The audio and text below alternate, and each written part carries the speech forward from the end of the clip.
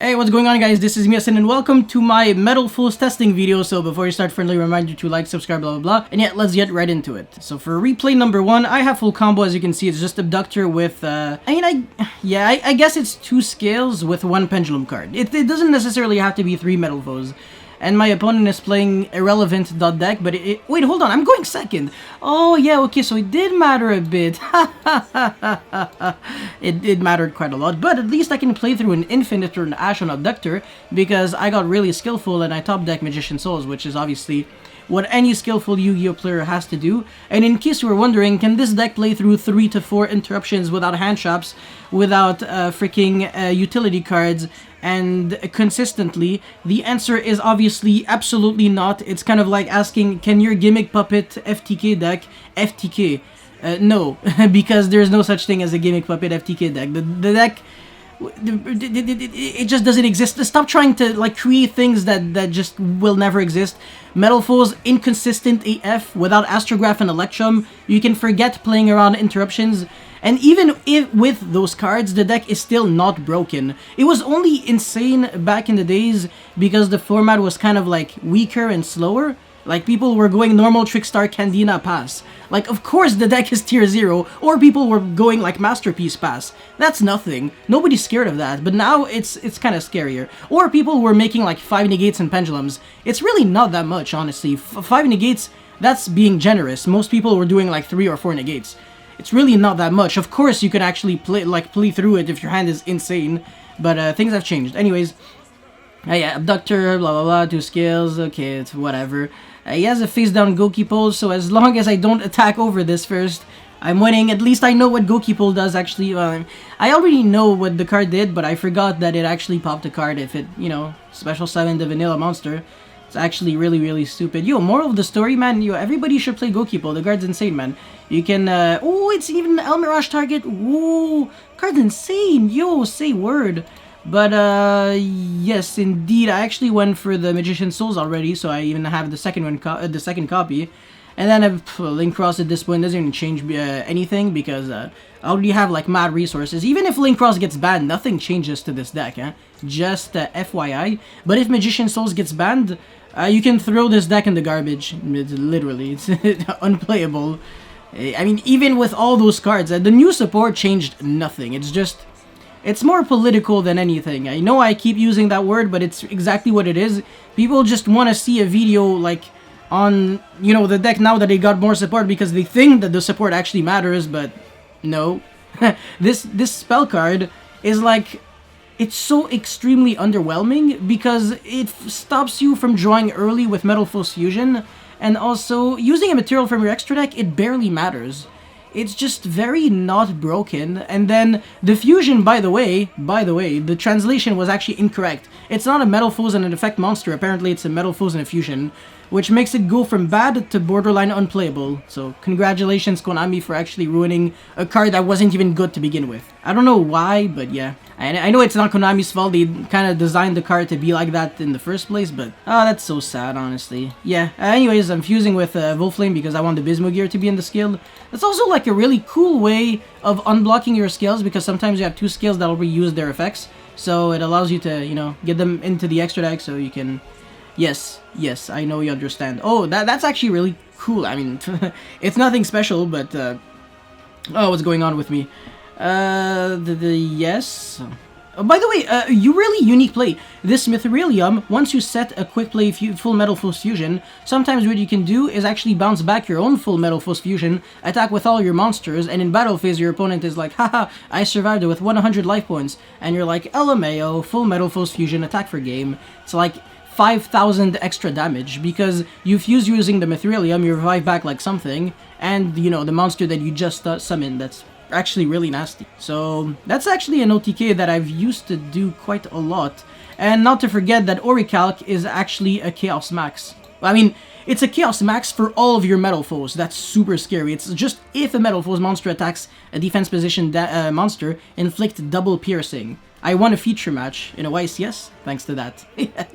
Attacks over Trick Clown for 56. Pretty cute, the good old days. But yeah, attack for game and Merry Christmas. yeah, so next replay. Wow, my hand is so good. Actually, no. Alright. My hand is actually decent, to be honest. But if I get Veilered, I kind of cry because, well, I can make it lose. I can make them lose consistency. It's not that bad. Yeah, I can obviously, you already know that this plays through Nibiru for extremely obvious reasons, but, yeah. And by the way, if you're wondering, oh, you played Smoke Grenade in your combo and test time video, but not in your deck profile. Honestly, I got to a point where I don't even want to, like, explain anything even anymore. It's just, you know what, it's fine, I accept defeat. It's, if you want to stay stupid your whole life, it's complete, I respect that 100%, so... Yeah, now I'll pop a Smoke Grenade, set the second combination because I already have the first, and now I look at my opponent's hand and I'm like, wow, I got really skillful at Yu-Gi-Oh! Winning a dice roll against a deck that randomly plays anti-spell in like the most random deck ever because it's a freaking hero deck, which is supposed to go second, and in main deck's anti-spell, which is very smart, by the way. And then I'm like, wow, nice increase, nice Celestial, nice cards. So 3 out of 5 cards are 100% useless, so if I can just rip that Fusion Destiny and Appaloosa negate your Ferris, you will literally shake my hand instantly. So, yeah. Get rid of the Fusion Destiny, the only good card, and I draw into Smoke Grenade number 2 because I am skillful at Yu-Gi Mons. Do you know what this card does? Well, obviously, since I just used it, but trust me, I'm going to use the effect again, and it's just going to be really cool. Because the thing is, one thing that you have to understand is that when you're good at Yu-Gi Mons, like, you don't have to be good at, like, anything else. It's just, Yu-Gi-Oh! Is just the most important thing. Like, you just have to be skillful, that's it. But yeah, I'm just going to go Phoenix into Mermaid, summon, okay, yeah, sure, it's the third time I say it, but who cares? It won't get that boring. Actually, probably. I use the broken fusion spell that doesn't do much. It's using, I don't care. Ooh, sending Punisher because I literally don't need it at all. And then, yeah, Clothy, blah, blah, blah, Smoke Grenade, and then, you know, pop. And then probably set the regular Metalfoes fusion, indeed. And then I'm like, time to remove your Ferris, so even if you top deck the crack, you still lose. Yeah. Good luck playing with this. Yeah, literally, even if you open Sphere mode, like top deck Sphere mode for turn, you still die. Which is very adorable. So yeah, moral of the story, play 3 Smoke Grenade, play 3 Vylon Cube, even if you can't sync. Play, yes. But yeah. So I'm going to, what the heck? Oh yeah, Mithrilium Bells, yeah, of course, naturally, of course. And then, I almost died. Yeah, so you're gonna fuse, and then you're gonna... Oh, and then he's gonna scoop.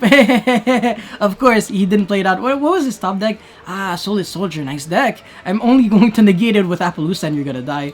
But yeah, this is it for this replay. Let's get into the next one. Oh my gosh, why aren't you showing replays against the meta? Ah, of course. My zero handtrap Metalfoes deck definitely stands a chance going second against Dragonling that makes 7 negates, stops me from using my extra deck, and loops me for like 2 cards. Of course, you are very reasonable to ask me why am I not playing against the meta. I swear on my life, I actually had some replays where I was losing to 1 interruption, and I swear, I swear I wasn't like, bro, I just wish I wasn't actually lying, but yes, 1 negate, you know, sometimes you get ashed on the Rescue Rabbit and you're like, oh, I lose. But no, in this situation, it's completely fine because I hard draw Magician Souls anyways because I decided to be good instead of bad. You know, the other moral of the story is just draw your good cards more often than you draw your bad cards because everyone knows that playing Yu-Gi-Oh! RL is exactly like the anime.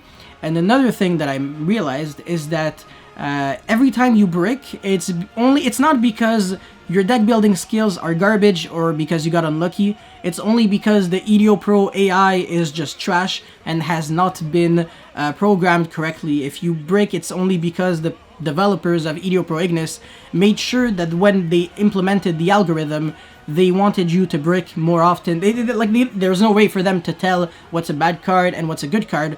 But basically, there's like the devil behind this, and like he's making you brick. Okay, it's not like it's kind of complicated, but like it makes sense. Okay, like just trust me on this one. It makes sense, and like it makes sense. Trust me. But yeah, I'm not going to Pendulum Summon because that would be stupid. And then I go, you know, Magician Souls. You know, set 2 combination. Even if I get ashed here, I'm like, I don't care. I mean, imagine ashing like this and not the Rescue Rabbit. Kind of sketch. But yeah, very good draws, and by very good draws I mean complete trash. We're gonna make okay, and at least now I'm trying to dodge the joke, you know, summon 2 tokens, 100, I literally don't care. And I really needed to do that? Not really. At this point I'm just literally acting just for the flex. And oh, nice back row! Ooh. It's actually funny because even if the rule that stopped you from having like 5 back row and 2 pendulum skills, then you didn't change that much, honestly. You can just use the spell cards right away, but yeah, Claw Thief is going to revive, blah blah blah, Celine, blah blah blah. And basically this boy can, I mean, all of those guys literally just cannot be targeted or, yeah. Oh shit, yeah, but yeah, like I don't care because I'm just gonna kill him anyways. Yeah, because I think it's because of the field spell. Oh, not even, that's just boosting him. But yeah, I'm just gonna bounce back that and then, you know, do my plays. Appaloosa, summon Punisher, banish nothing, I think. And he's just gonna scoop because I literally managed to do all of that without pendulum summoning. Yes. But yeah, let's get into the next replay. Wow, there's like a pattern to every hand that I'm showing, huh? Every hand is just like playable. What a coincidence. But yeah, I'm going to go Abductor and then Scale and then, you know, use that to pop the Volflame because I already have a skill 8. And then when I activate Bismugear, this is very important. Alright, for once in my life that I'm actually not joking, when you get to your 3rd spell counter, make sure before you pop your other skill for the second combination, you actually search with Abductor first, because this is where you sniff out the Veiler or Ash or Imperm, and if you get interrupted, then obviously it would have been dumb to pop the card first, so you have to Pendulum Summon first, and then after that, you know, you can Pendulum Summon the Rescue Rabbit. So if you have Rabbit and Abductor, the normal summon is Abductor because it has no value when it is Pendulum Summoned. However, Rescue Rabbit, it doesn't really have more value when it's normal summoned, but at least it has value when it's pendulum summoned. So yeah, I'm going to get infinited here, and it's actually kind of insane because if my opponent can play Yu-Gi-Oh, I instantly die. I believe Plague Spreader Zombie is a 1-card OTK. Doomdog doesn't do anything on its own though, and I think he's playing the Norleras build. I'm not sure. This sounds like the Hand Loop deck. I think. Yes, indeed. He is playing a hand loop with 65 freaking billion hand shops. And yeah, I mean, technically he should be able to OTK me very easily. And this is 100% where he effed up. He had no business gammaing a Rescue Rabbit because what am I gonna do with it? Nothing. So I'm like, okay, yeah, you literally destroyed yourself. Now I can just fuse for Alkahest and you're gonna die. Did I even need to? Oh, I needed to Pendulum Summon to do that, so very pathetic. And now, yes, I'm just gonna pass. I couldn't make the regular Metalfoes fusion if I recall correctly. I mean, it would have been bad. And he just scoops because there is no way he can apply any form of pressure on me because the Alkahest would just instantly steal the normal summon, and then, you know, Bismugear would just pop combination. So technically the deck can play through 2 to 3 hand traps. But that's only if you adopt like a very, very slow playstyle of like, you know, fusion into fusion pass. So if you make like 2 interruptions. But the issue with that is that now you start losing to decks with actual sealing. So this deck was kind of like a one-trick pony in the sense where it has a very low power level. It is very dependent on the normal summon, but unfortunately because of the hand shops, it punishes you for going ham on your combo. So it's just a really sketch dynamic. It's kind of like how Dragon Link, it doesn't really break boards naturally. I mean, it kind of does if the interruptions are not necessarily insane, but if you kind of get like Rivalry or There Can Only Be One or Gozen, I mean, Gozen maybe not a good example, but the other ones just, it's kind of game. Like, you really have to hard draw Levinier, and this was what Mateo was constantly doing. In 60-card decks, in a 60-card deck, by the way, very skillful Yu-Gi-Oh player. He gets Rivalry, it's fine, bro, I hard drew Levinier anyways. But yeah, that's it for this replay. Let's get into the next one. Yo, alright, he's, what the heck? There's literally no synergy. Like, you can't pop this, so it does nothing, and, like, it's so shit. Like, why would you do that? This deck makes no sense. I don't understand people who are trying to build, you know, like, the most inconsistent Metalfoes garbage deck list And it's funny, he's not even using any of the new stuff, huh? Yeah, like one fusion, and the fusion monster doesn't even do anything. Oh, that's so... Oh, and he's playing the fake ELECTRUM. Nice. By the way, yo, hypothetical combo video on Metalfoes featuring ELECTRUM if it came back, coming soon. Make sure you're tuned in. Yeah, I think I'm just gonna pop it so I can turn on that rescue hamster. He's going to Ash because... Alright, so the reason why he Ashed is because he just sniffed that my hand was unplayable. And it technically makes sense because if someone goes skill and pop a Bismugear, there's something really sketch going on. It's not a normal action for someone to do because Bismugear cannot be pendulum summoned, so why would it do that? It means that my hand is very unplayable. And indeed, this card is not a real Metalfoes skill. I mean, as a skill, it doesn't have an effect. It does, but it's the worst effect in the history of my life, and you will absolutely never use it. So that's really, really cool. And now I use Hamster. I don't get infinited on the summon, which is sketch. Actually, no, it makes zero sense. Yeah, absolutely. Because it is only the turn it is normal summoned, so what the frick. But yeah, I'm just gonna make Mithrilium, make Linkuriboh, and then proceed to do nothing. He's gonna set 3. And yeah, I mean, this is exactly what happens when you don't want to play a proactive deck. If you play a lot of hand traps, you're like, oh, my deck can actually break boards. First of all, it can't break boards. Second of all, you're actually reducing the consistency. Third of all, if your deck is actually playing a low ceiling, you know, easy to do kind of board, you're dead. Because your hand traps are just sitting in your hand, not doing anything. And in this situation, the Infinite, he had to use it turn 1, but I couldn't combo because my hand sucked. And since he doesn't have a proactive engine, he can't capitalize off of the hand traps. And once again, that's his fault. He's playing hand traps in a Pendulum deck. He cannot play any form of utility cards that are good going first and second in Pendulum decks. That's just not how it works. That has never actually worked like that. Even for Pepe, the Wavering Eyes was a card that was very, very good in the mirror, and since you were getting like 95% mirrors in a YCS, I mean, maybe I'm exaggerating just a bit, but in the top cut, yeah, you were probably getting in the 95 almost percent mirrors only, so yeah. Anyways, Mithrilium to attempt to bounce back this because it's so obvious that it's an infinite. It's so obvious. You could have easily actually put it on another column, but no. I mean, yeah, he could have, like, put the infinite here as well, actually. Would have made way more sense, because obviously he's trying to survive this turn, otherwise he dies. And I actually didn't know what deck he played, so I was like, is this like a slow trap deck? I'm going to try to play it out slowly, so I'm gonna go battle phase first, reduce the amount of damage, and then explode. And it's good that I did that, because otherwise the Rescue Rabbit would have ate an infinite. But now, you know, once again, I can't predict the other cards. And I'm going to go for Souls. At this point, I don't want to actually turn on the Nibiru, and that's the only way I actually feel like I can lose. It's just, you know, my opponent already played 2 hand traps against me, and he showed me 0 other cards.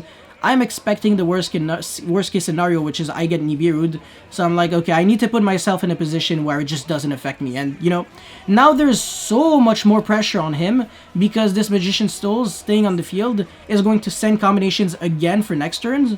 And then this Time Star is going to search another Magician's Souls. Time Star protects Gold Driver, and he's just under way too much pressure because the Mithrilium will float.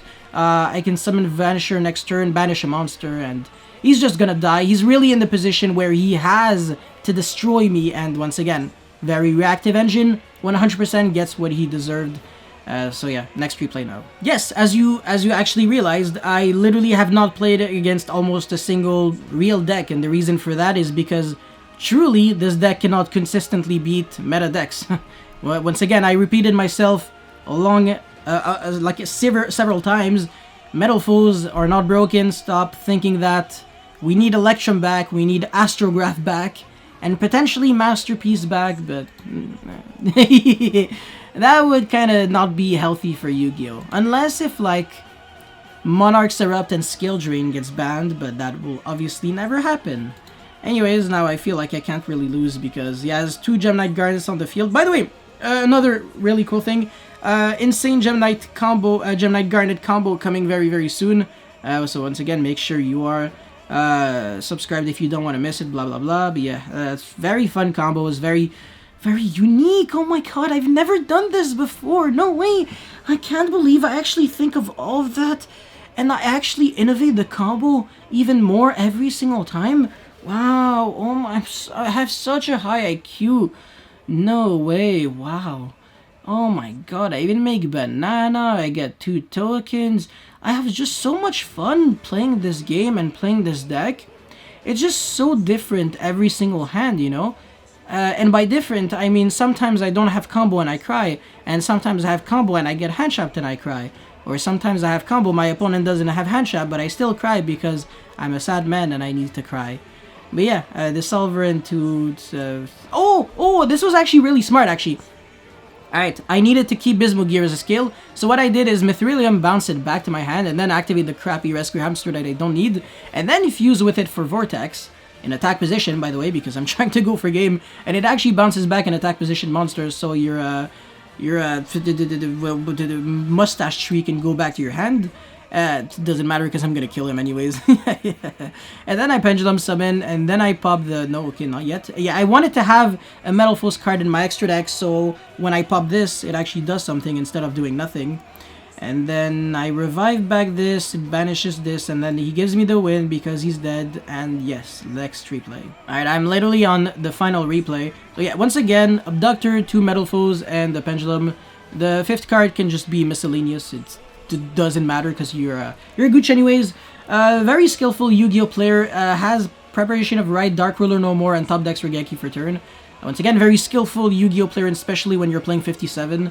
And as an added bonus, he has a 2-card combo that actually does the crack, as well as having Preparation of Rights, which is Saki as frick. Dawn of the Fuyu. What a good Yu-Gi-Oh player. I wish I was better than him. And as a matter of fact, I actually am.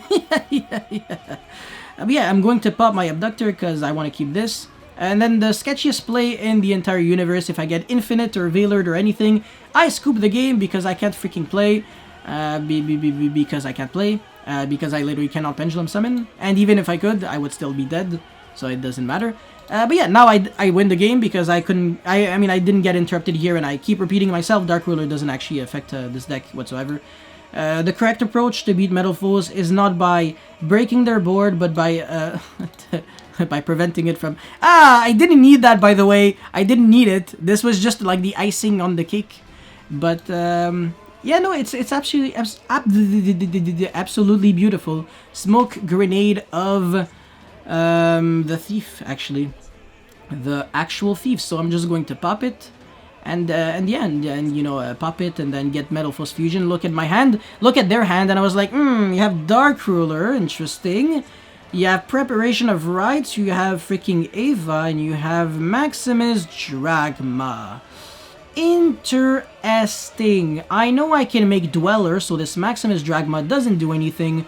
Dawn of the Herald won't do much if you don't have access to something. And Ava is just, you know, Anima into... No, sorry, El Mirage into Secure Gardna so you can summon that Maximus Dragma, but Ava doesn't actually have an effect. So these 2 cards, I can just eliminate them from the picture because I'm Dwellering him.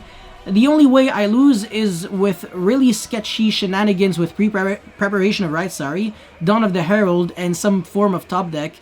But for some freaking reason, I just couldn't really predict the Dark Ruler into Regeki, so I was like, okay, Preparation of Rights, because now your hand is so insanely bricky that regardless of what you draw, you lose. So, you know, it's a good logic, to be honest. Removing the consistency card, Dark Ruler just doesn't affect me. I still have interruptions after you Dark Ruler me. It's fine, so yeah.